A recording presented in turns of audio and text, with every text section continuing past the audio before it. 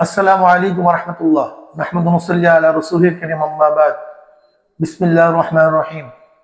প্রিয় দেশবাসী, ছাত্র জনতার অবিস্মরণীয় অভ্যুত্থানের মধ্যে দিয়ে আমরা স্বৈরাচারী সরকারের পতন করেছি, আলহামদুলিল্লাহ। আমি স্বৈরাচার বিরোধী আন্দোলনে সক্রিয় থাকা শিক্ষার্থী, পেশাজীবী, ওলামা, তোলাবা ও রাজনৈতিক সকল সংগঠনের প্রতি শুভেচ্ছা জানাচ্ছি। গভীর শ্রদ্ধার সাথে স্মরণ করছি স্বৈরাচার বিরোধী আন্দোলনে শহীদ হওয়া সকল জাতীয় বীরদের। প্রিয় দেশবাসী, নিদারুণ বাস্তবতা হলো আমরা এখন এক গভীর সংকটের মধ্য দিয়ে সময় পার করছি। এমত অবস্থায় সম্মিলিত প্রচেষ্টার মধ্যে দেশকে এগিয়ে নিতে হবে। দেশের সকল শ্রেণীর পেশা মানুষকে দেশ গঠনের সজাগ ও সক্রিয় থাকতে হবে।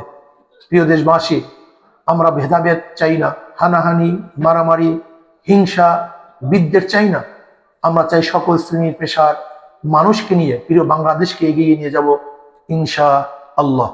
একটি বিষয় আপনাদের আবারও স্মরণ করিয়ে দিচ্ছি যে স্বৈরাচার বিরোধী আন্দোলনে যেমনি শিক্ষার্থী, শিক্ষক, বুদ্ধিজীবী, রাজনৈতিক দল, পেশাজীবী, সাংস্কৃতিক কর্মী ও সর্বসাধারণের ভূমিকা ছিল, তেমন ওলামায়ে কেরাম ও মাদ্রাসা শিক্ষার্থীর জোরালো ভূমিকাও ছিল সর্বোচ্চ।